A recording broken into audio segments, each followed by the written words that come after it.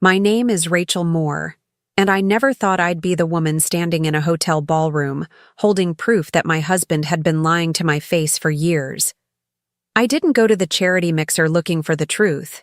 I went because Colin asked me to come. Last minute casual, like it meant nothing. Just show your face, he said. It's mostly coworkers. Boring stuff. He kissed my cheek while saying it, already half distracted, already scanning his phone. I remember thinking it was strange how tense his jaw felt under my hand, but I ignored it. I'd ignored a lot of things lately. The event was at a downtown hotel ballroom in Scottsdale. Bright lights, open bar. People dressed like they wanted to look successful without trying too hard. Colin's firm logo was projected behind the podium. I stood beside him, smiling automatically, listening to him introduce me for the 100th time like a well-rehearsed line. My wife, Rachel. Mother of our daughter. The Rock. I noticed her before I noticed the receipts. She stood across the room near the high-top tables, laughing a little too loudly at something someone said. Blonde hair pulled back, fitted navy dress, conference badge hanging from her neck. I didn't know her name yet, but I recognized the posture. Familiar. Comfortable. The way she leaned in toward Colin when he crossed the room to greet her, like it was muscle memory. She's just a coworker. He'd said so many times that phrase had lost its meaning. I excused myself to use the restroom. Halfway there, my phone buzzed. Not a message. A notification from our shared email account. Colin had set it up years ago so travel receipts would auto-forward for bookkeeping. His words. My job, apparently. 3 new PDFs, hotel confirmations. I stopped walking. The first one loaded slowly. The name at the top wasn't mine. The dates punched me in the chest. A 3-night stay that overlapped with our daughter's school play. A weekend Colin claimed he'd been crashing at the office. Room type. 1 bed. My hands started to shake, so I leaned against the wall near the restrooms. People passed me, laughing, holding drinks, unaware that my entire life had just split open between 2 file attachments. The second receipt confirmed it. Same hotel, same city, different dates. A conference I remembered because I'd sent photos from home so he wouldn't feel guilty missing it. The third was the worst. A folio. Itemized. Breakfast for 2. Late checkout. I didn't cry. That surprised me later. I walked back into the ballroom with the receipts open on my phone, my heels clicking too loudly on the tile. My heart was beating hard, but my head felt eerily clear. Colin was standing with a small group. 2 colleagues I recognized, a senior partner, and her. The coworker. She saw my face and froze. That's how I knew. Before I said a word. Before Colin noticed me standing there. Her smile vanished so fast it was almost impressive. Her eyes flicked to my phone, then to Colin, then away. Guilt doesn't always look dramatic. Sometimes it looks like someone calculating exits. Rachel, Colin said, his voice slightly too loud. Everything okay? I didn't answer him. I stepped closer and held out my phone, screen facing him. Which one is she? I asked calmly. The conversations around us died instantly. Silence spreads faster than shouting ever could. Colin stared at the screen. I watched the color drain from his face, watched his throat move as he swallowed. For half a second, I almost felt sorry for him. Almost. Rachel, this isn't... He started. I turned the phone so the people closest could see the header. Hotel name.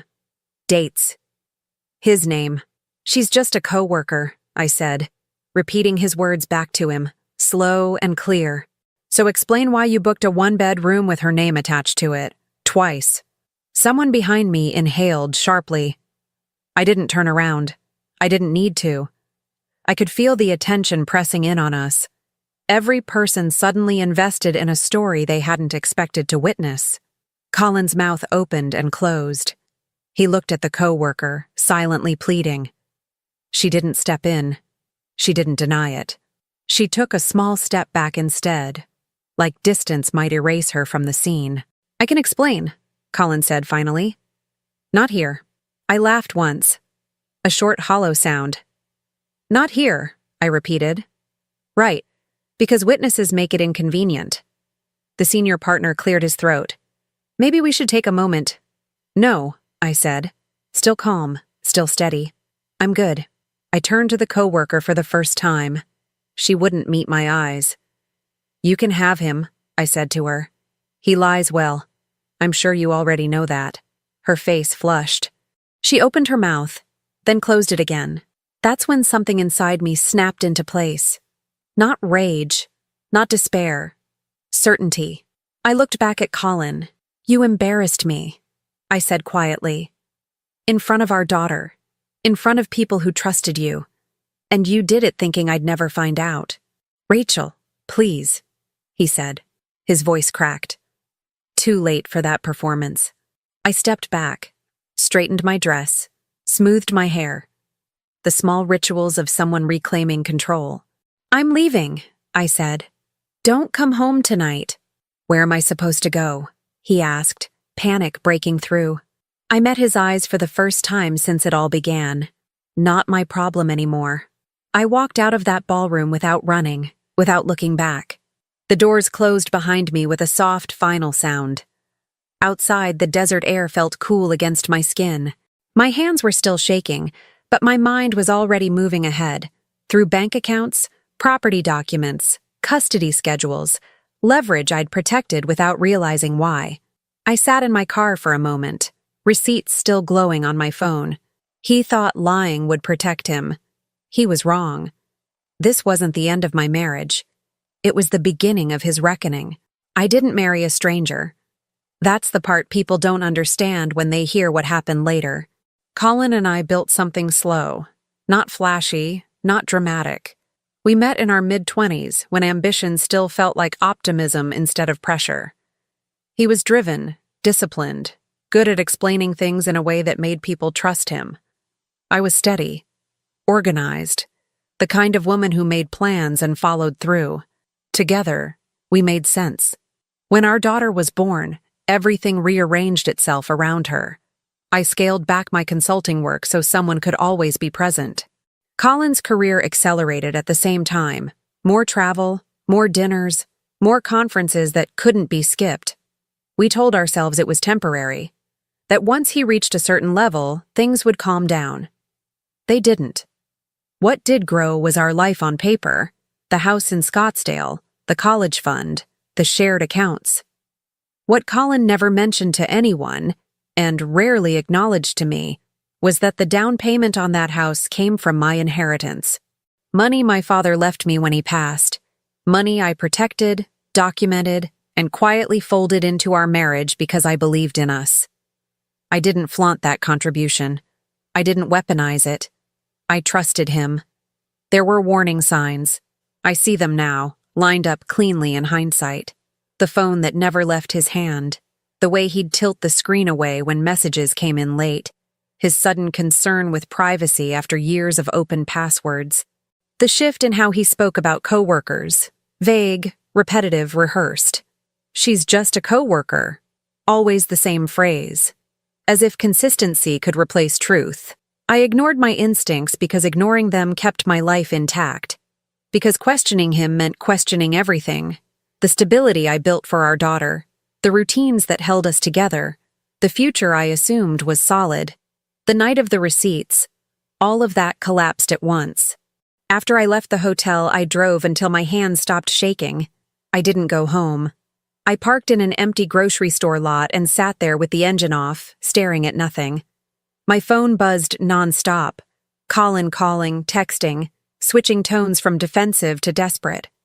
I didn't answer. I thought about our daughter asleep in her room, unaware that the story she believed about her family was already outdated. I thought about the school plays he missed, the birthdays he made up for later, the weekends he said work demanded more from him than we did. I went home only after midnight. Quietly. I packed a small bag for myself and one for my daughter, careful not to wake her. I left Colin's things exactly where they were. Evidence matters when you stop pretending. The next morning, I didn't confront him. I didn't scream. I made breakfast. I took our daughter to school. I smiled at the crossing guard. Life has a cruel way of continuing.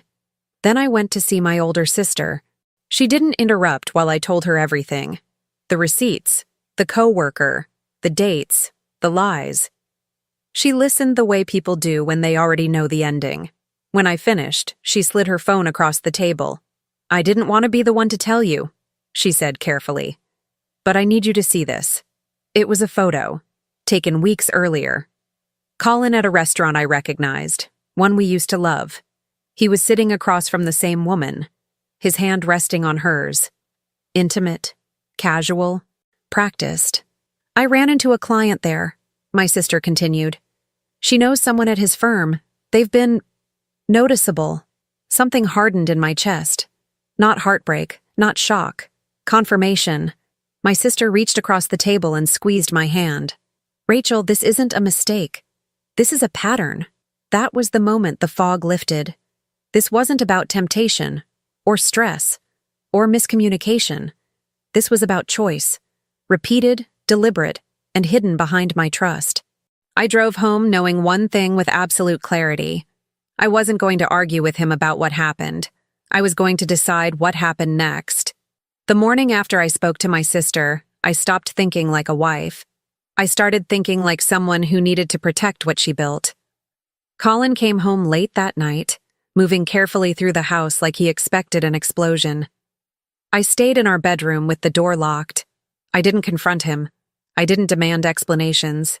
Silence unsettles liars more than anger ever does. At 6 a.m., after taking our daughter to school, I sat at the kitchen table with my laptop and every document I'd quietly kept organized for years. Mortgage statements, deeds, account numbers, insurance policies. I'd handled the administrative side of our life because I was better at details. That preference became leverage. The first call I made was to the bank. I didn't drain accounts. I froze them. Joint accounts require joint access, and I invoked exactly that. No drama, no accusations, just procedure. The woman on the phone was calm, professional.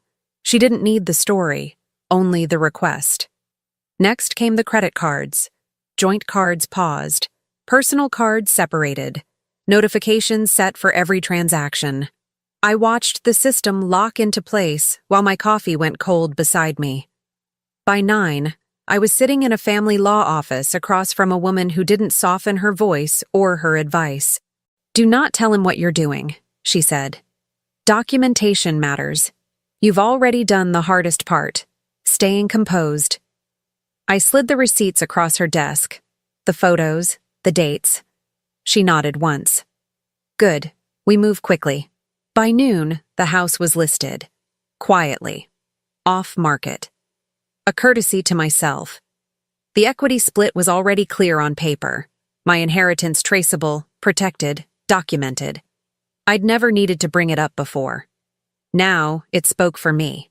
When I picked our daughter up from school, Colin was waiting in the driveway. His face looked different, stripped, uncertain. "Rachel," he said, stepping toward me. "We need to talk." "Not today," I replied, unlocking the car. He lowered his voice. "You're blowing this out of proportion." That was the moment I knew how deeply he underestimated me. "I froze the accounts," I said calmly. "You'll get communication from my attorney." His mouth fell open. "You can't do that." "I already did." The shock hit him then. Real. Physical. The kind that makes a person realize the floor is gone. "Where am I supposed to go?" he asked again. I buckled our daughter into her seat, closed the door gently. "You should ask your coworker," I said. "She knows hotels." I didn't wait for his response. I drove away while he stood there, watching control slip through his fingers. That night, he sent paragraphs, apologies, explanations, justifications wrapped in concern for our daughter.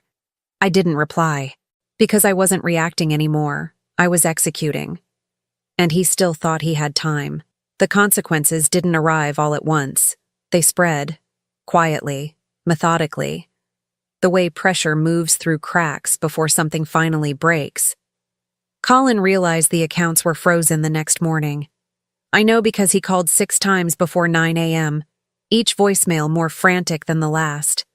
At first, he sounded annoyed, irritated that I'd made things inconvenient. By the 4th message, irritation turned to confusion. By the 6th, panic crept in. I didn't listen to them in order. I didn't need to. I was already 3 steps ahead. His firm reimbursed expenses monthly. Until then, he floated costs himself. Or rather, I had.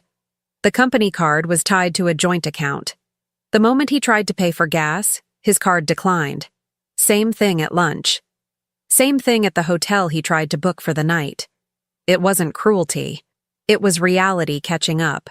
He showed up at the house again that evening, standing on the porch like a stranger who'd forgotten his lines. I watched him through the front window while I finished helping our daughter with homework.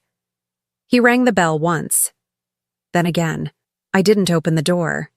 Instead, I sent a single text. Please communicate through my attorney. That's when the story he'd been telling himself started to unravel. At work, the whispers had already begun. Scottsdale is small when people start paying attention. The charity event hadn't been forgotten. The silence afterward spoke louder than denial ever could. His senior partner requested a private conversation. Meetings were rescheduled. Invitations stopped coming. The coworker, the woman he'd risked everything for, stopped returning his messages. I know because he told me later, when he tried to blame her absence on stress, on pressure, on me. She's scared, he said during one of his many unanswered calls. This is blowing up her life too. I almost laughed. She worked under him, or close enough. Her name appearing on those receipts didn't just humiliate me, it implicated him professionally. HR doesn't care about excuses. They care about patterns, power dynamics, documentation. And I had documentation. Friends started calling me, carefully at first, testing the tone of my voice before committing to sides. I heard something happened, one woman said gently. I just wanted to check on you, another added, as if proximity might infect them. I didn't defend myself. I didn't explain. I told the truth once, clearly, and let it stand. He lied. I have proof. I'm handling it. People are remarkably efficient when you don't give them confusion to feed on. Colin's family reached out next. His brother, his mother, all variations of the same message. We don't know the full story, but there is no but when hotel receipts exist. The first real crack came when my attorney informed his attorney that we were seeking primary custody. Not as a threat, as a fact. Colin called me after that. Not to argue, not to deny, to beg. You can't take her from me, he said, his voice breaking. I'm still her father. You should have thought about that, I replied. Before you built a second life on borrowed time. He started crying then. Real crying. The kind men reserve for moments when consequences finally feel permanent. I felt nothing. The coworker resurfaced briefly, just long enough to make her own escape. She blocked him, requested a transfer, told mutual acquaintances she had no idea he was still committed. A convenient narrative that didn't match the timestamps. By the end of the week, Colin was sleeping on a friend's couch, his access restricted, his reputation unstable, his sense of control gone. He tried to reach me one last time that Friday night. He didn't leave a voicemail. He sent a text instead. Please, just let me explain. I can fix this. I stared at the screen for a long moment before setting the phone down. Fixing things requires honesty. He'd already spent that currency. And this was only the beginning. The second confrontation wasn't planned as a spectacle. It became one because Colin couldn't stop trying to control the narrative. The mediation was scheduled for a weekday afternoon at the courthouse downtown. Neutral ground, fluorescent lights, plastic chairs, people waiting quietly for their names to be called. Divorces unfolding side by side like an assembly line of broken promises. I arrived early with my attorney, calm, prepared, every document tabbed, every number verified. Colin arrived late. He walked in like he still belonged there. Suit pressed, shoulders back, expression carefully composed. The same posture he used at work when he wanted authority to do the talking for him. The coworker wasn't with him. That alone was telling. As we stood to check in, he leaned toward me, lowering his voice. "You didn't have to take it this far," he said. "People are watching." I met his eyes. Good. The mediator led us into a conference room with glass walls, transparent by design. Anyone passing could see inside. I noticed Colin tense when he realized that. Privacy had always been his shield. The session lasted less than an hour. Not because I was emotional, because the evidence was overwhelming. The receipts, the dates, the account freezes, the inheritance trail, the custody proposal backed by school records and routines I'd managed alone for years. Colin tried to interrupt, to reframe, to soften. "This isn't who I am," he said at one point, his voice rising. "She's making me look like someone who lied?" The mediator asked gently.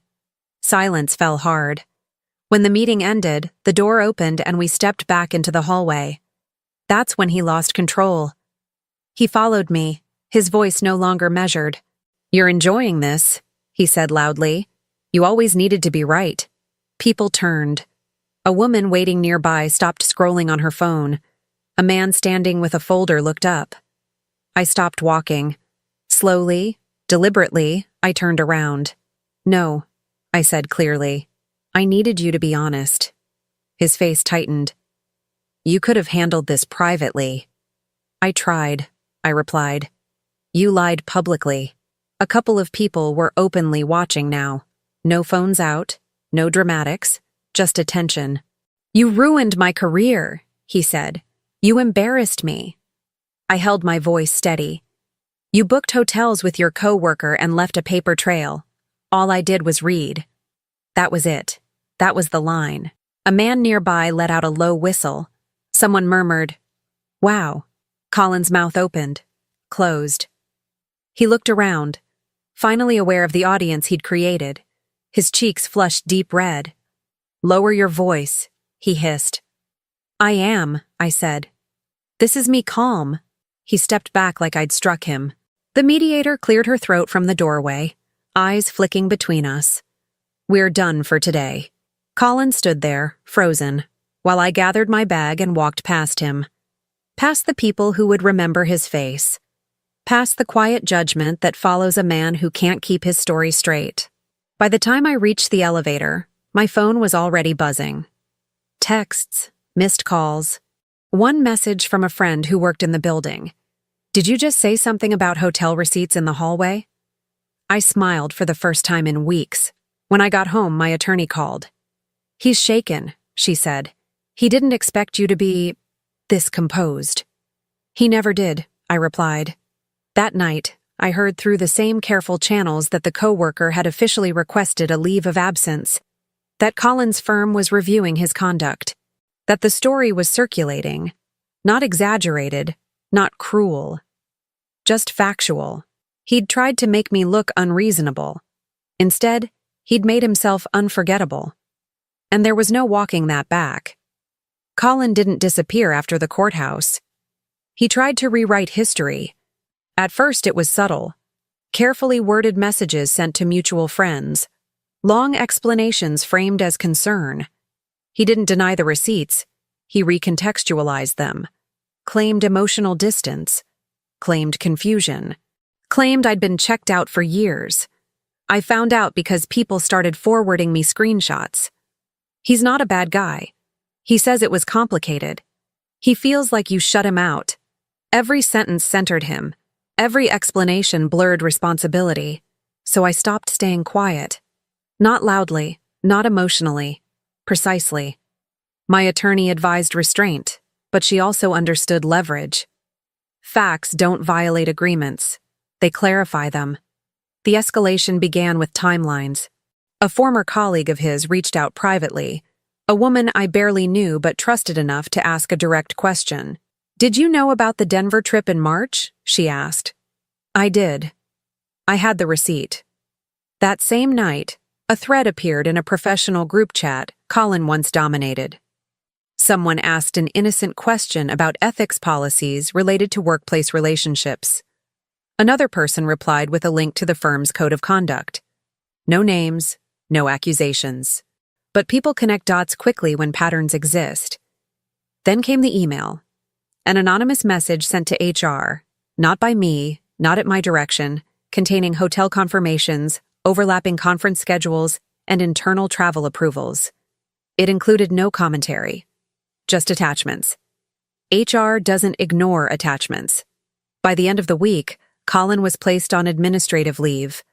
That was when panic turned to desperation. He called me from a number I didn't recognize. I answered only because I wanted to hear the tone. "This is getting out of hand," he said immediately. "People are making assumptions." "They're reading," I replied. "That's not the same thing." "You wanted revenge," he accused. "You're destroying me." I didn't raise my voice. "No, I wanted honesty. You wanted silence." He hung up. The coworker tried to surface again, briefly, through a mutual acquaintance. She claimed she'd been misled, that she didn't know we were still living as a family, that she'd ended things once she realized the truth. That claim collapsed in less than an hour. Someone posted a screenshot, a message she'd sent months earlier referencing our daughter by name, a detail she couldn't have known unless he'd told her everything. The backlash was immediate, not viral in the dramatic sense, no trending headlines, but brutal in its intimacy. Friends stopped responding, invitations dried up, professional contacts went quiet. Colin attempted a final maneuver. He drafted a long public post, polished, controlled, filled with phrases like accountability and growth. He framed himself as someone learning from mistakes. It lasted less than 12 minutes. Someone replied with a single line. Growth usually starts before hotel receipts. More replies followed, screenshots, dates, silence broken by evidence. The post vanished. By then, the narrative had solidified. Not because I shouted, because the truth held. That night, Colin sent one last message. "I don't recognize you anymore." I stared at it for a long time before responding. "You never did." I turned my phone off. The escalation was complete. There was nowhere left for him to hide. Not in explanations, not in excuses, not in noise. Only consequences remained. The divorce stopped being emotional the moment it became mathematical. That's where Colin finally lost. The temporary orders came first. Structured, impersonal, devastating in their efficiency. Primary custody granted to me based on routine, proximity, and continuity.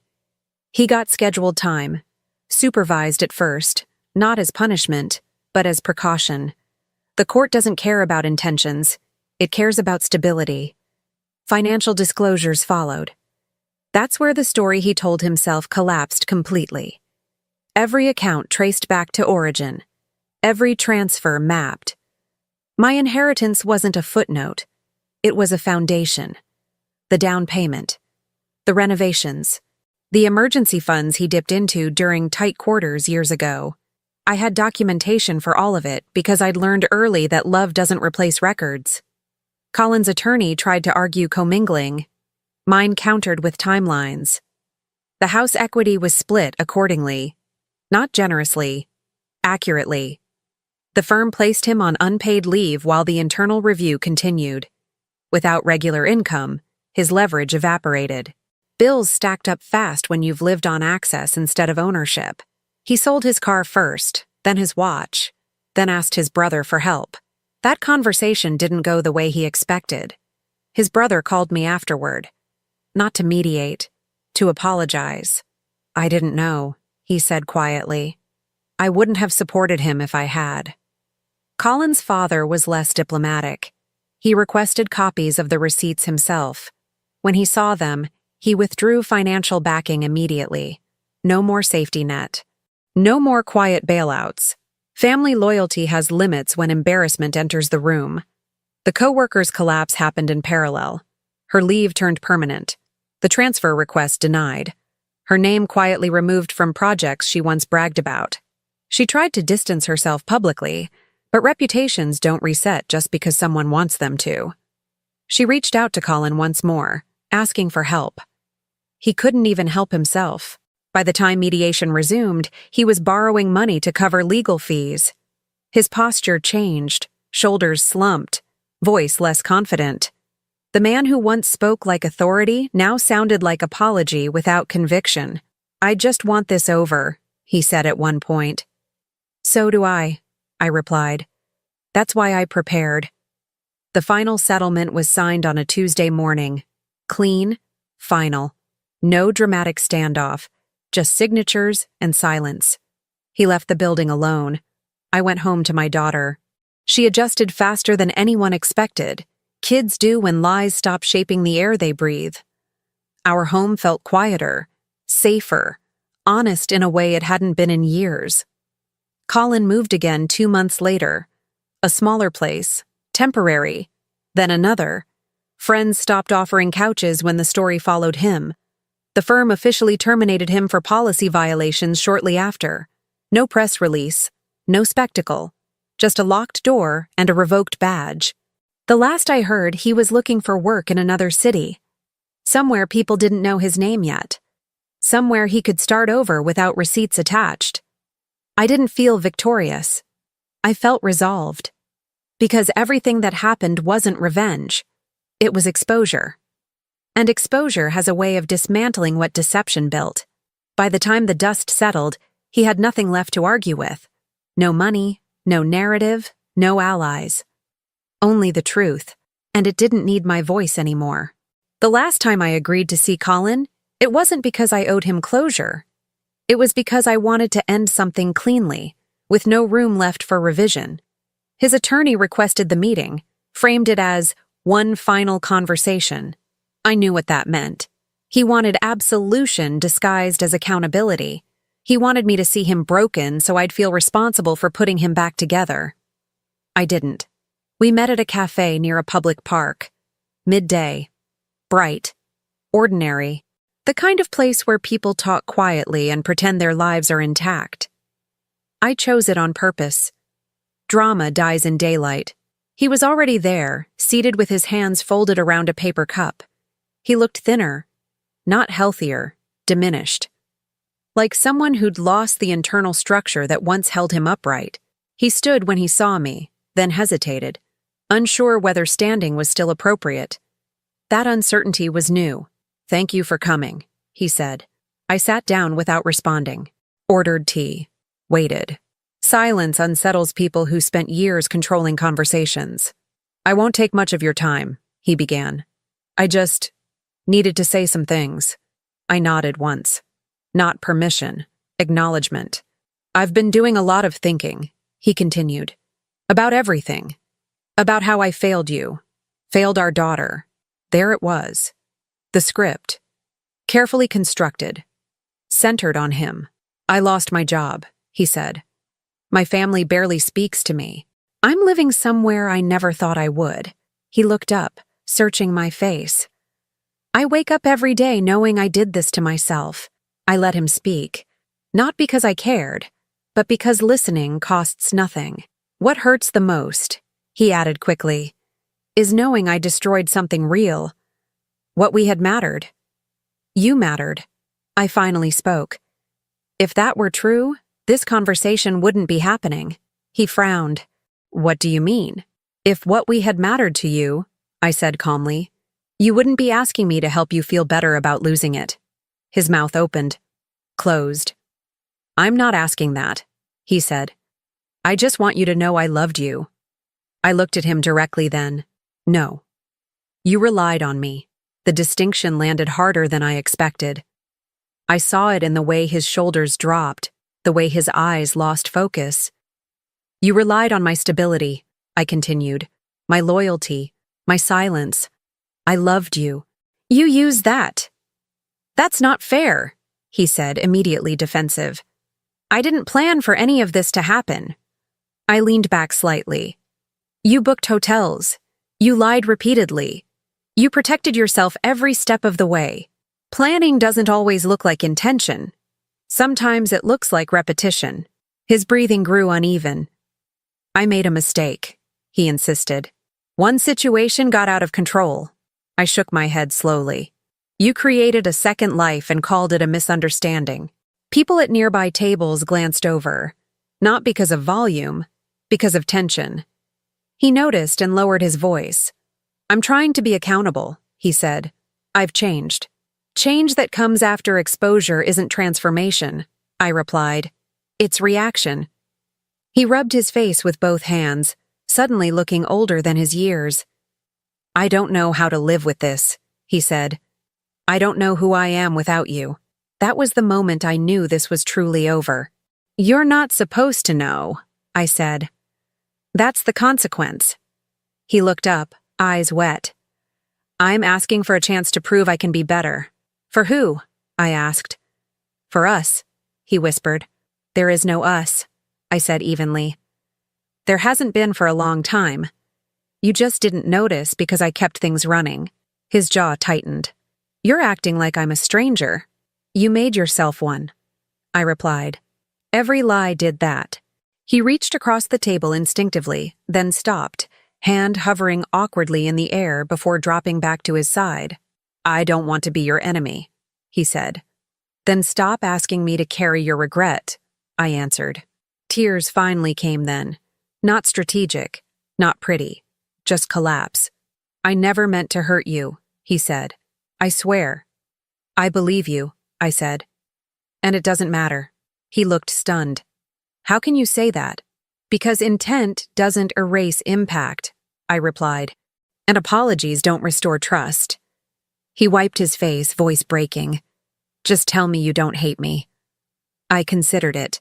I don't hate you, I said. Hate requires attachment. His brow furrowed. I'm indifferent, I continued. And that's permanent. The word settled between us like something sealed.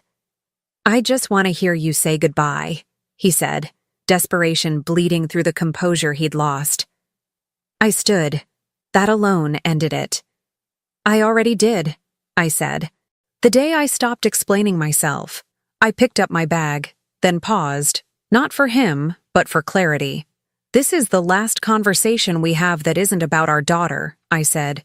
Any attempt to cross that line will be documented and handled accordingly. I turned to leave. Rachel, he called. I stopped without turning around. You didn't lose me, I said, voice steady. You disqualified yourself. I walked out into the afternoon light, my steps unhurried, my chest calm. There was nothing left to say, nothing left to fix, nothing left to forgive, only space, and the certainty that I would never look back. 3 years passed without fireworks, and that was the point. No dramatic twists, no surprise justice moments, no late-night calls meant to reopen wounds. Just days that arrived quietly and stacked themselves into something stable. I stayed in Scottsdale but moved into a smaller house closer to my daughter's school, one I bought outright with money that had always been mine. The first night there, we ate on the floor, laughing at how empty the rooms sounded. It felt clean. Honest. Nothing in that house carried a lie. My mornings changed first. I woke before my alarm, brewed coffee, packed lunches, checked backpacks, and drove familiar streets without dread in my chest. I rebuilt my consulting work slowly, choosing clients instead of chasing them. I worked fewer hours and earned more because I stopped undervaluing myself. I no longer softened my competence. People adjusted quickly when I stopped apologizing for efficiency. I wasn't trying to prove anything anymore. I was building something sustainable, and that changed how every decision felt. My daughter changed in ways I didn't expect. She slept through the night. Her teachers said she raised her hand more often. One afternoon, while we were unloading groceries, she said she liked our new house because nobody whispers here. I didn't ask questions. I understood. Children absorb tension even when adults think they're hiding it. Our home no longer required emotional translation. It was direct, safe, predictable in the ways that matter most to growing minds. Colin faded gradually. At first, he still existed through schedules, logistics, court-mandated conversations. Then even that thinned. His voice over the phone sounded unfamiliar, like someone I once knew but no longer recognized. He moved apartments. Jobs didn't last. Promises were made carefully and broken quietly. Our daughter learned where consistency lived and adjusted accordingly. I didn't interfere. I didn't explain. Children don't need narratives. They need reliability, and they know where to find it. I didn't celebrate his decline. I didn't need to. My life wasn't shaped around his absence. It was shaped around my presence. I dated eventually, cautiously, and with boundaries so clear they surprised people. I left early when patterns felt wrong. I trusted behavior over words. For the first time in my adult life, I wasn't afraid of being alone. That confidence changed everything. Solitude stopped feeling like punishment and started feeling like space. The anger left without ceremony. One day I realized I hadn't thought about the receipts in months. Not the hotel names. Not the dates. They no longer lived in my body. They belonged to a former version of me who needed proof to survive. I didn't erase that woman. I respected her. But I didn't carry her fear forward. Healing didn't arrive as forgiveness. It arrived as neutrality. I ran into Colin once, unexpectedly, at a grocery store. He looked tired, not tragic. Just worn. We exchanged polite words about our daughter. Nothing personal, nothing unresolved. When I walked away, I didn't feel anything tug me backward. No satisfaction, no sadness, just quiet distance. That was when I understood what freedom actually feels like. It isn't loud. It doesn't announce itself. It settles when you stop negotiating your worth. At night, after my daughter went to sleep, I sometimes sat on the back porch with a glass of water and listened to the desert settle. The stillness felt earned. I didn't miss who I was when I was holding everything together for everyone else. I honored her resilience, but I didn't want to be her again. The life I rebuilt wasn't perfect. It was better. It was real, unperformed, and fully owned. Betrayal didn't break me. It clarified me. It stripped away illusions I didn't know I was maintaining. I didn't win because he lost. I won because I stopped living in reaction to someone else's choices. My daughter grew up watching a woman choose herself without cruelty, without bitterness, without spectacle. That mattered more than revenge. I rebuilt my life because I deserved peace, and I kept it because I finally understood the cost of giving it away. Thank you for watching all the way to the end. If this story hit close to home, click the hype button. It really helps this channel reach people who need to hear stories like this. I'd love to know your thoughts, or if you've lived through something similar, share your experience in the comments. You're not alone here. And if you haven't already, hit subscribe and tap the like button so you don't miss the next story. Your support means more than you know. I'll see you in the next one.